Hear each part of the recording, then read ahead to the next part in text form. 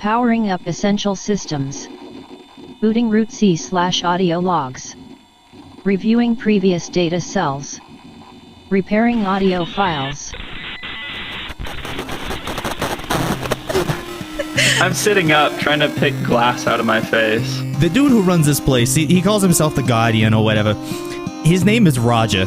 If we knock off Roger, then we're just, Chad or Karen will take over. I think we need some sort of people-led uprising. What is that? Quickly and quietly dash back to the people. I'm gonna try and keep my cover, so y'all do whatever you want. Becca's laughing. What did you do? I am a -1. No. Wait, what did you roll? No, I'm running after Greggor. Okay. There's a fight. I'm not missing out on this. I think I would like to draw the prey all the way into the trap. I'm going to yank the board toward me rather than kind of twisting it to the side. I'm not a medical professional. You killed First fatality. Aaron just murdered someone. I'm gonna stuff him inside of the wardrobe. They pin you in an alleyway. It's a dead end alleyway. What do you do? You're unconscious. Plus the harm. You're unconscious. Yep. All right, it's 3-on-1 Okay. for Greggor. We gotta find him. Let's We gotta let's go. get a move on.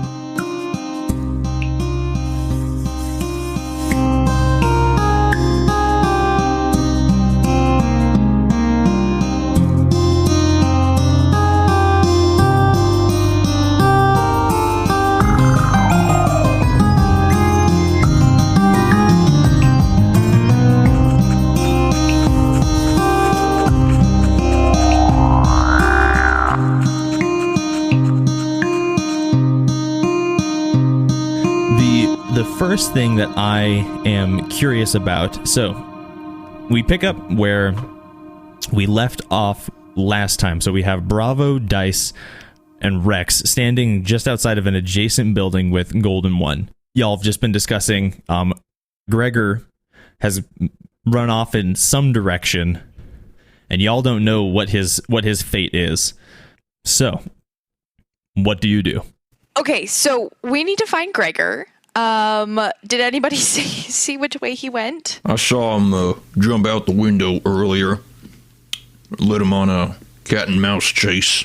We saw which way he ran because we were on top of the other building. But as far as, they ran into an alley, and yeah, we we can see if we can track him. This is true. Okay, so I think we need to hurry because let's say he gets captured. That like ruins absolutely everything. So we kind of need to go right now. Let's do it. Where are we going? Okay, here's a question. Aaron, know that he used the routes that he and Bravo came to this place from, but I don't know how to. I don't want to be metagaming and be like, obviously he used these routes as Bravo, because I'm not sure if I would realize that or not. Is there any kind of rule that I can use to decide if I would have picked up on that? You could always try weird.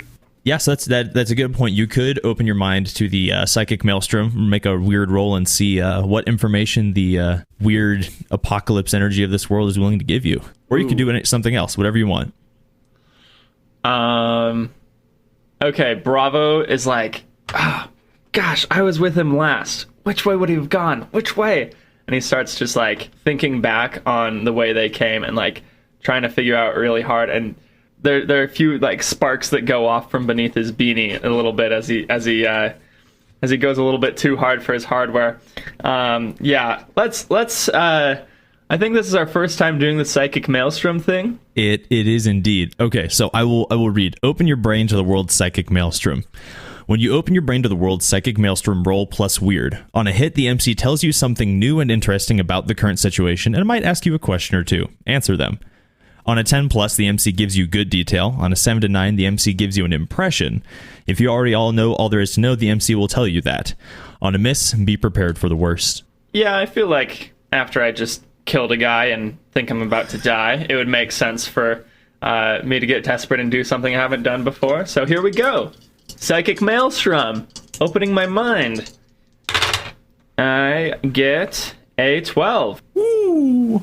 Okay, so what does the psychic maelstrom feel like to you? Like what is Bravo experiencing as he opens his brain or cybernetics or however it works? Okay, so with where Bravo's from, he used to download memories into his cybernetics, and when he thinks with his physical memories, it's how we experience memories. But when he thinks with his cybernetic memories, it's technological, and so it feels a bit different. There's a bit of graphics issues at the edges. There's a bit of pixelation. It's very realistic, but not completely realistic. And so and there's this natural feel to the normal memories, and there's this technological feel to the built-in or to the downloaded memories. But when you switch between them, there's this fraying edge where it kind of, like, unless you're paying really close attention, you wouldn't even notice, but it kind of, as it transitions from one to the other, there's like a period of static.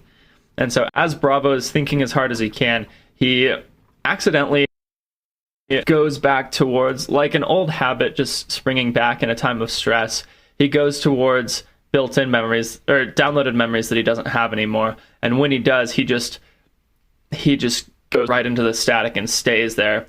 And as the static grows and just gets thicker in his mind, instead of just staying static, the randomness kind of coalesces and forms into shapes that he didn't ever expect to see there before. It's a real file not found moment there. We'll see about that. Perfect. That does it. I love how it's kind of funny. I think you're like, what is accessing the psychic maelstrom feel like? And it's like, it feels like the beginning of this podcast where you hear the hard drive whirring and driving away, and it's like accessing boot memory root C, and then you just hear the static as it reconstructs it.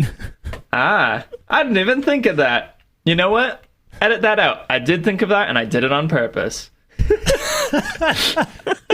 Maybe this whole thing is just a recovered file from Bravo at the end. Oh. Wait, are we making a found footage podcast? I think we are now. Oh, no. Maybe that's how this came to be. Bravo, this is part of Bravo's memory. It's been recovered. We don't know why or how, but it's going to get real awkward if Bravo dies in the first season then. Well, that's why they have to access his memories. Anyways, okay, so yeah, so that's exactly what happens. Like, you sit there, you crunch the other players, Golden One's kind of, his eyes are going wide. He's hasn't seen this before. As like you see little sparks and lights coming up from your beanie. It starts to smoke a little bit from places where it's melting the like synthetic fibers. And what you get is you start to see the static as it coalesces and it becomes smaller and finer grain. What looks almost like security camera footage, even though as far as you can tell, there's no cameras around here. And what you see is you see Greggor as he drops out of the window, and he's like highlighted or like in a square. Think like person of interest.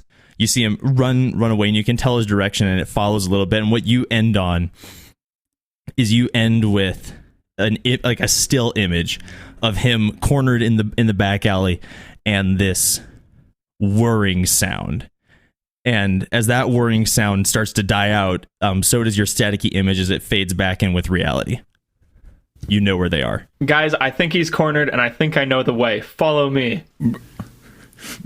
I'm chasing him. I just start running. Rex is kind of stunned for a moment. I know that if I try to explain, it'll be too late by the time anybody starts to believe me. Yeah, Rex is stunned for a moment, and then he starts running after, and he's just got like this bewildered look on his face. He's thinking about the smoke and sparks that were coming out of your head. Golden One, he follows, and he gets up, levels with you, Rex, and he goes, as you're moving through the streets, he goes, is that normal for him? I've never seen anything like that before. I have no idea what that was. I'm keeping an eye on this kid. Did his head just catch on fire? It's kind of what it looks like to me. Like, I mean, I don't know what's under that beanie, but like, I don't want to know now. I want to know. I got to ask him about that. You all are running back through to the place where Bravo had his vision of Greggor. All right, so when I'm trying to catch up with Greggor, I am not modifying the route at all. I'm just taking the route I am most confident in and just running down the street. You're able to get there. When you make it there, unfortunately, like it's your shock and your surprise when you get there, and it is just an empty dead end alley. There are no people in here. There is no Greggor in here. Okay, I felt very confident of that weird vision I had, so I'm immediately looking around for, I don't know, blood, signs of a struggle. Is there anyone nearby? There's not anyone who's like really nearby. Like if you poke your head out of the alley, you can see a couple of people like off in the distance, but there's no one in like the immediate vicinity. Okay. Rex catches up and runs up to Bravo and goes, "Bravo, what are we doing here? What just happened? What was with that smoke and the sparks coming from your head?" Bravo gets kind of sheepish. We all have a past, and I kind of make sure my beanie is pulled down well. But I'm immediately, if I don't get vindicated here, I'm going to be very embarrassed. So I immediately start to observe. Is this Rita Sitch? I was going to say, is this a Rita Sitch kind of? That's why I was wondering if there are people nearby for like a Rita person kind of deal. Or we could read the sitch as in check out the alley to see if there's any of the things left over from the struggle. Yeah. So here's what we'll do. So I'll describe what you see in the alley, like in a bit finer detail, and then you can decide amongst all yourselves, like who wants to roll, who wants to help. As you look through the alley with a more fine-tooth comb, it is clear that there was a struggle here. You can see the dust and the dirt and the gravel. It's been disturbed. It's been disrupted. There's a bullet hole in the back wall. You can tell some crap went down here, but like as far as who won or where they went after that, it's not super clear. From Rex's background, he has a decent amount of kind of, I don't know if forensics is the right word, but investigating scenes of struggles, particularly if he's had to clean them up. So I think I would like to roll for Rita Sitch. Okay. Before to help, Bravo, what is your hex with Rex? It's +1. Okay, I can help because when I roll to help, I can roll sharp instead of hex. Okay, I rolled a 9 total. I rolled a 7. 7 to 9. You had 1. You get to Rita Sitch. Aggro, Rita Sitch. Here we go. Okay, so I get to ask 3. I think the first one I'll ask is who's in control here. So you look around the scene and you pay closer attention. What you're able to determine is that the guards are the ones who were in control here. You can just look and you're just like trying to pay attention to like some of the shuffling patterns, looking at like where's the gun. Greggor didn't have a gun on him. He gave it to you. Exactly. You look around. You're pretty sure that the guards are the ones in control of this situation. Okay. I wonder if I can ask what's my enemy's true position. It's a question. Yeah. I mean, we don't have very good hex together, so that works. Is that the question you want to ask? Yes. Sorry. What's my enemy's true position? That's question number 2. Okay. So your enemy's true position. You look around and what happens is as you look around, Golden One pipes up and goes, "Okay, so I don't know about you. My intuition says that a guy loses a fight against 3 other people. If they're not here, they're probably hauling him off to the. If they're not here and he's not dead, they're probably hauling him off to the guard station." And I really don't know what question number 3 should be. Which enemy is the biggest threat? I'm gonna flip it on you a little bit. Sure. You're the enemy that's the biggest threat is time. Definitely works. Golden, do you know where this guard station is? Golden, when he nods, he says, "Yeah, the guard station. It's over. Yeah, it's over in the northeast end of the city. It's just a little old place. We can go over there and I can show you. Obviously, it's teeming with guards, but yeah, it's over on the east side of the city. We got to go now. We Yeah. don't have much time. I think the guards got him, and we're in trouble here. They're transporting a prisoner, and we're running. There's a chance we could catch him before they get there, right? I mean, I suppose, like, it depends on whether or not he's unconscious or going willingly. Only way to find out is to go. Alrighty, then. Well, then let's go, I guess. Lead out. Alrighty. So, with that, Golden One, he begins to lead you over in the east.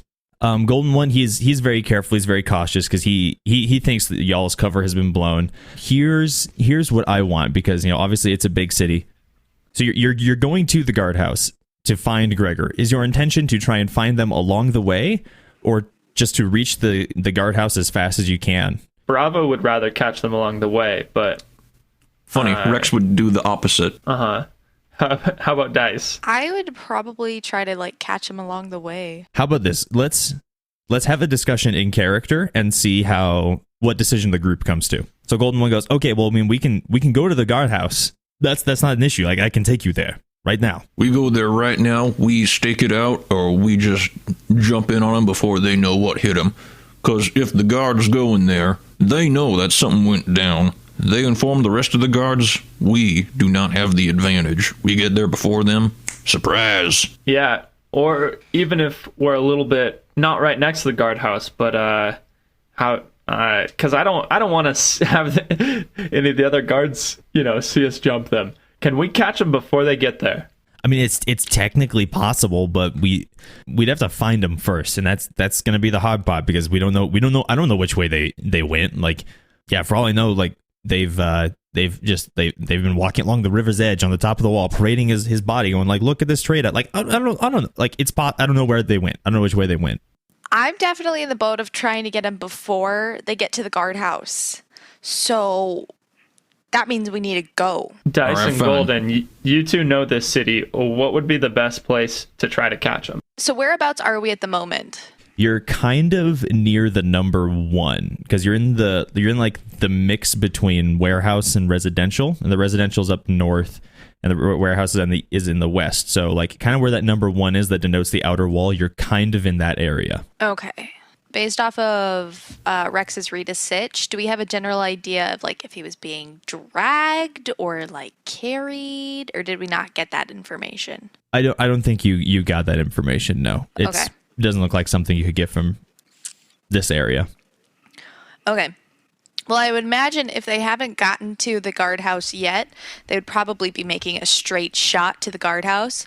So I would I'd probably pick the quickest route from here to the guardhouse. Okay. And then follow that road and see if we find them along that road, because that seems the most logical route that guards would choose, in my opinion. Okay, so what it is there's this, the way that the city is set up, it's these kind of concentric rings.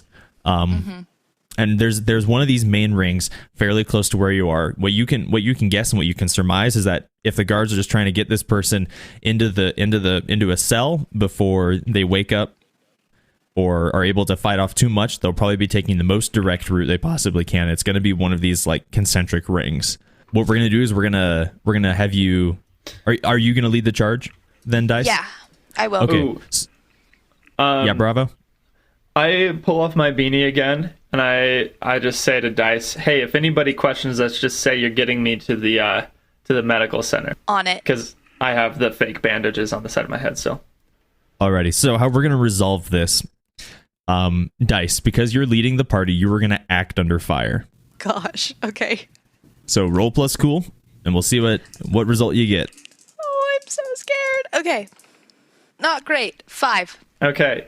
Question: Can I, because I was doing that with the disguise, can I count that as helping? Can I roll to help? Can only one person roll to help? Only one person can roll to help for a roll. Yeah, I'll say so, because what you're doing is you're helping. You're creating an excuse for why you're can move fast without being detected. Yeah. Oh, so close. I got 6 plus 3, so 9. So it's only a +1 help. Add 1. Here's what happens. So you know that there's multiple rings.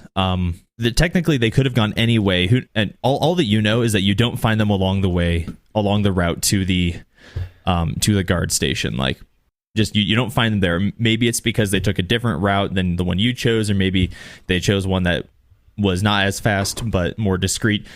You really don't know. But so you do end up reaching the guard station, but along the way you do not find them. Oh heck. Okay, I'm gonna turn to then Golden One and say, like, can you think of any other way that they could be coming from? Golden One, he's real fidgety in this area. He doesn't like being this close to the guard station. He goes, like, it's possible that they looped further north to try and avoid, or I guess further south to try and avoid more of the crowds as they move towards the bunks for the night. But I mean, like, yeah, that's really the only thing I can think of. Well, while we're here, we always could just go with my plan. We don't know if he's here yet. Oh no, that's what we want. We want to storm them before they come in, get the upper hand. Golden Boy, is this where they keep the weapons?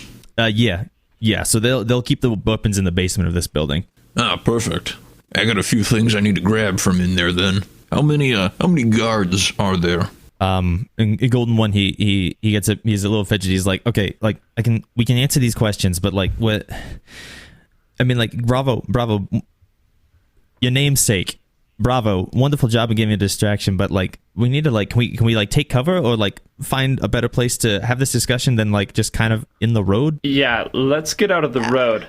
And man, I just wonder what the last while has been like for Greggor. It's like you can read my mind. No, that's good. I have a character move called transition. No, just kidding. Yeah. Oh, I mean, I think that. Okay, so that little sidebar, that'd be hilarious to have just like an extra move where it's like, when the party is split, roll plus transition. And like, even not roll plus weird. Yeah, roll plus weird. On a 10 plus, like, you transition fine. Like on a 7 to 9, it's like kind of staticky, and on a 6 plus, we transition right as you're about to get hit with something. No, okay, but yeah. On a less than 6, you accidentally change the channel. Right at the good part. On a less than 6, it changes to some telenovela. On a 2 or lower, you find out it was all a dream. Yeah, so just before we transition over to Greggor, just like, I want to know, so y'all are getting off the road. You're getting off of the main road, but what are you doing to where are you hiding, basically? Like, are you going to try and stake it out, or are you just going to find a quiet place to talk? I think we should stay close. Presumably somewhere kind of around like the corner of a building where there aren't people, but we have vision of the barracks. Okay. So we can talk quietly, but still keep an eye on it. Yes. Also, this may be metagamey, but there's definitely a guard that's knocked out that you can interrogate. Yeah, but he's so far away. One travel montage later. If it comes to that, that's a good metagamey reminder. No, remember that note that I said in all caps? Don't worry. I'll worry about him later.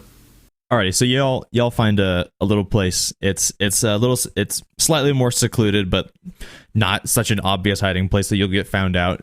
Is that how hiding places work? I don't know. Yeah, just from what y'all were describing, like you said, you find a little place that's slightly around the corner. Yeah, just find a little place and keep an eye on it. We transition over to Greggor.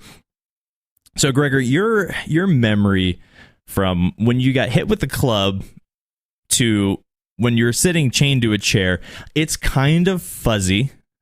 You're not really sure of like a whole lot besides the fact that you were moved from one place to the other. You have a splitting headache, and when you like regain enough of your faculties to fully process the room that you're in, you see it is a very plain room. You are in a chair that you are chained to. There is a table in front of you, and there are several doors in and out of this room, but they all are locked.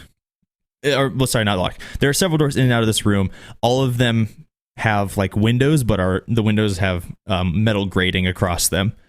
So when I first come to, I want to keep my eyes closed and just listen at first. I want to see if there's anything I can hear anyone in the room with me. So you do not hear anyone in the room. The kind of ambience that you hear is like you hear the slight whirring of some like probably like a fan or something going in one of the corners of this room. Like you hear some footsteps from above you, somewhere probably the floor above, and it's generally pretty quiet in this area. And you mentioned the chair and the table. What is the chair made out of? Am I chained, like my wrists are chained to the armrests, or are my hands chained onto the table, handcuff style? The chair and the table, they're made of wood. And they look, the table, it's repurposed from something else. Like it's old, knotted, and pitted.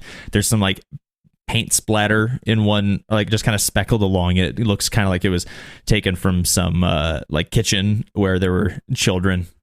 It's a damaged table. And the chair you're in is it's a simple straight backed wooden chair. The way that you're chained to it is there's two little like just like little master padlocks and just links of chain. Now the chain has been screwed into the chair on one side, and then it's padlocked after it's wrapped over your wrist and over your ankles. Can I read a situation? Or I guess we can wait until somebody comes into the room, eh? You can definitely read a situation. What information you're going to get from it may or may not be helpful, but... Well, I would like to read a situation. Alrighty. That is a 10 plus 2. So that is a 12. What is my best escape route / way out? Probably one of the doors. Okay, alrighty, yeah. Yeah, there's not a lot that I can really get out of this, but mostly I just wanted to read a situation because then I have skills that come into play later. So as you're like looking around the room, kind of like just sussing it out and reading this situation, you hear one of the doors. You hear the deadbolt turn in it, and it opens up, and two uniformed guards walk in. One has a yellow stripe on his shirt, and the other one has a red stripe on his shirt. And they approach the table, and the one in red says, "Someone is finally awake."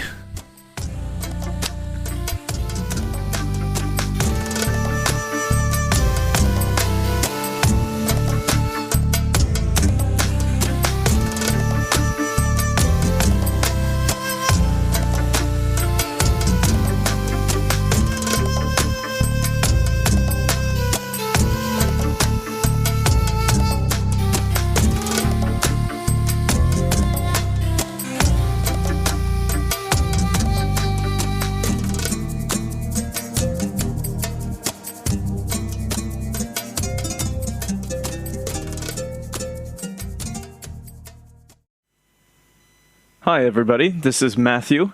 Hope that you've been enjoying the episode thus far. Thanks for listening. We are really enjoying making this. We're hoping you're enjoying listening to it, and we would love some feedback. So why not leave us a review? You can subscribe if you're enjoying what we're doing. We also do want to give a shout out to Audionautics, and especially to Mackenzie for making our amazing theme music. That was the bit that really got me excited to play this game. So thanks for all of that, and we hope you're enjoying, and we'll get back to the show.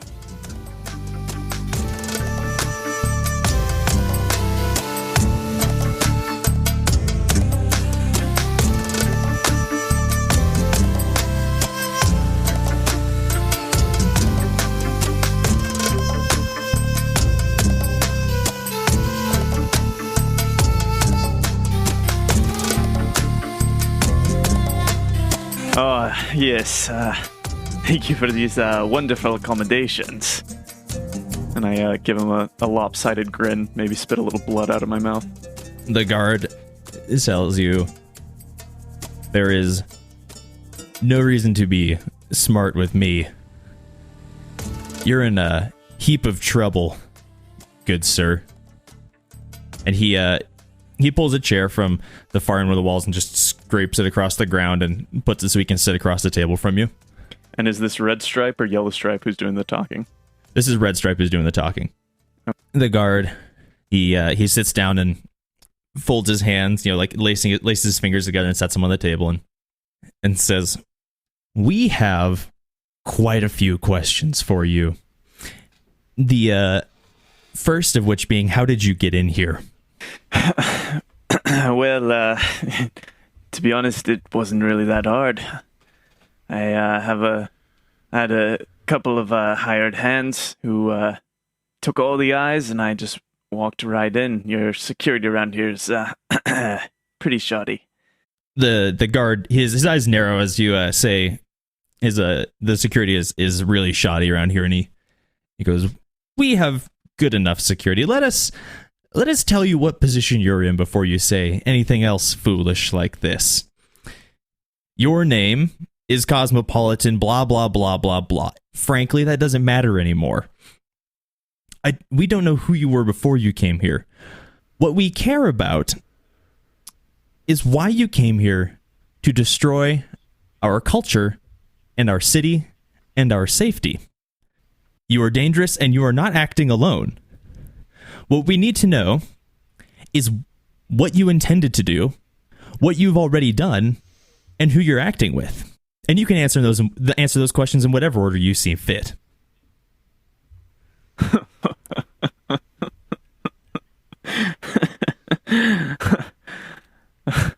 I mean, of course. I guess I shouldn't criticize your security too hard. I mean, look where I am. What can I say? I got sloppy. What I will say is that this time tomorrow, regardless of what I tell you or do not, it will be all over for you and your society and your safety. I am an agent of the Mosquito King, and this time tomorrow, your city will be not more than a crater.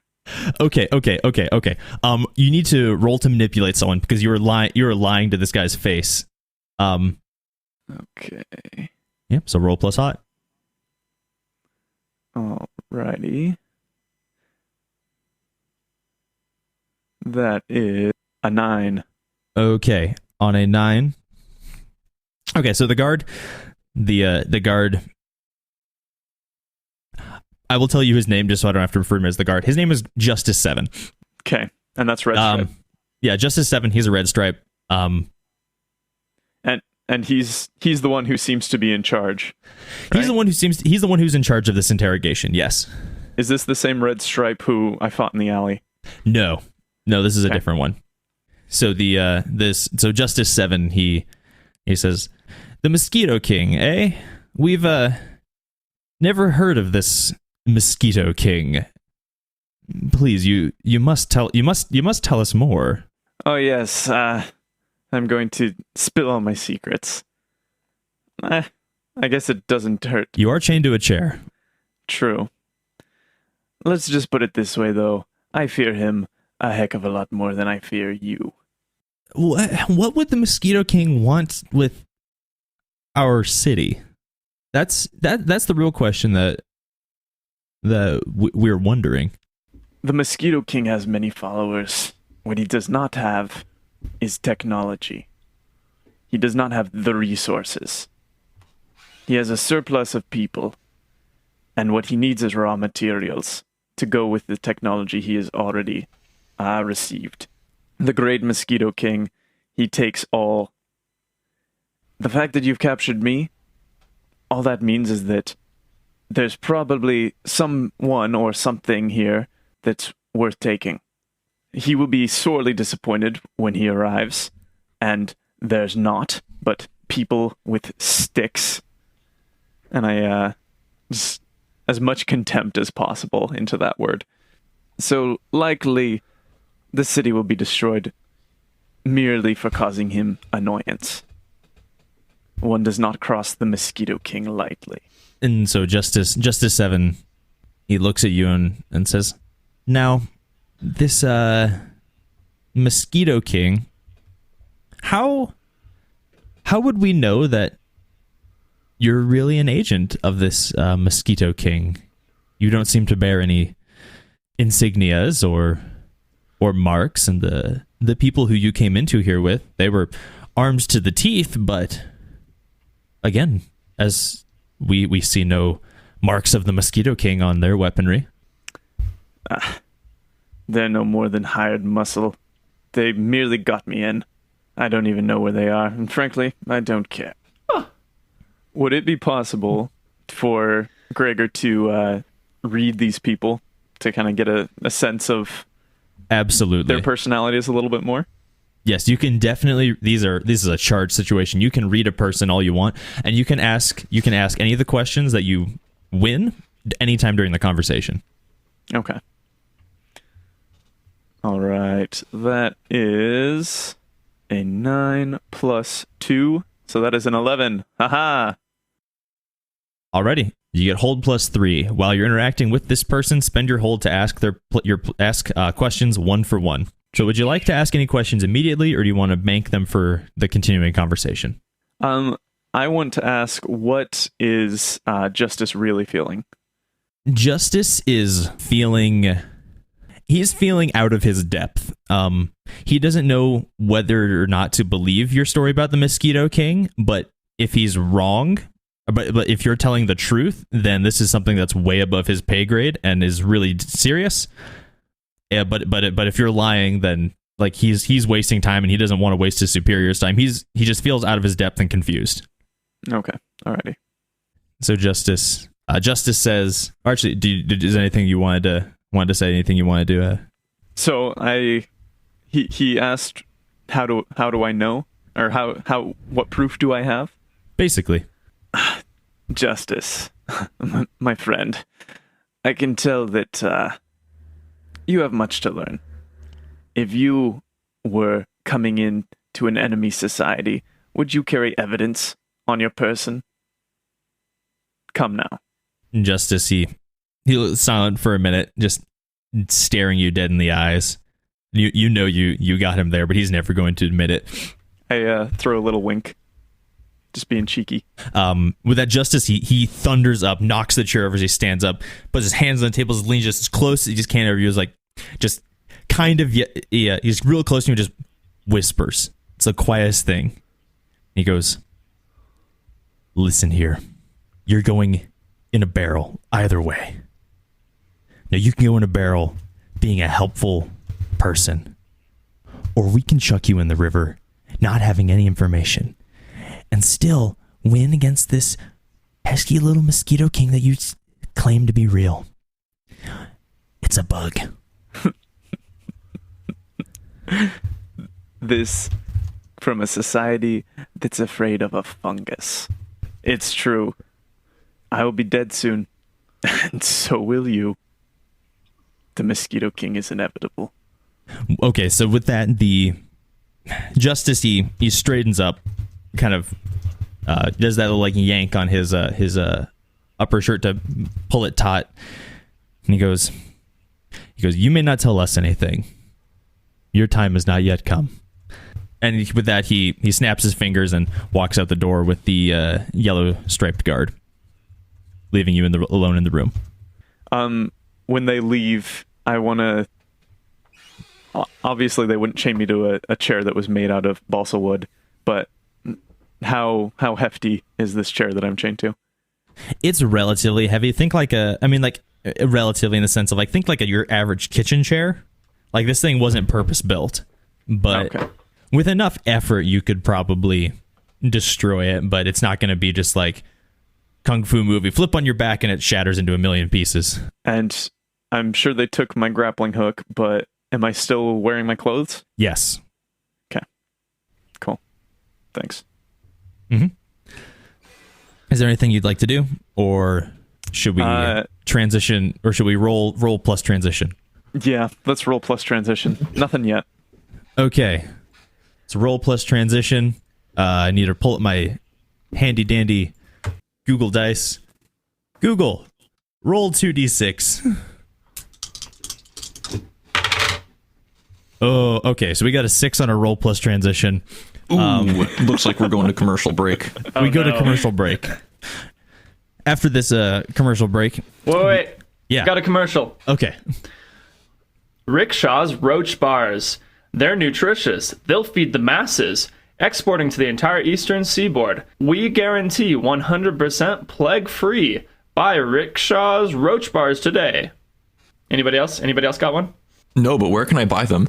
You just reach into the most into the darkest corner of your mind and scream with your whole soul. He'll come to you. Oh, okay. Roll plus weird. Got it. After that wonderful, very like 1950s-esque cartoon animation Roach Hotel jingle commercial, we come back into our 3 PCs and Golden One. You have been staking out this guardhouse for probably half an hour or so, maybe 45 minutes. You have not seen them bring Greggor in. You have seen several guards come in and out, though. Gosh dang it. Okie dokie. So, time's not on our side, obviously. If we didn't take 45 minutes to get here, they're not going to take 45 minutes to get here. So I think the only thing we can assume at this point is he is inside the building already, which is less than ideal. The longer time we wait, the more time they have to try to find us. I'm liking Rex's plan more and more. Of course you are. This is the best plan. It's the only plan left. You know, there's a few things we got to clear up first. Now, Golden Boy asked you earlier, but about how many guards are in there, you think? Well, let's see. Math never was my strong suit. There's roughly 50 to 60 throughout the entire community, but obviously not all of them are on duty at the same time. It's getting later, so we'd have more of them in there. I'd say we've probably, like, worst case scenario, we've got maybe 30 of them in that building. But, like, again, that's worst case scenario. I mean, hey, if you think about it, like, there's probably a good chance a good half of them are spread out around the city as, you know, the warehouse district is winding down, making sure people get to their bunks carefully, that manning the walls. Like, there's a good shot that we could Sneaking into a guarded facility against insane odds. Rex, you ever done anything like this before? Oh, yeah. Best part is most of them probably don't even got many guns. Wait, was that M-A-N-Y or M-I-N-I? What? Is that many guns or mini guns? Oh. They probably don't got many guns. Although they may have my minigun. But good luck on them trying to use it. Bet none of those string beans can even pick up opera.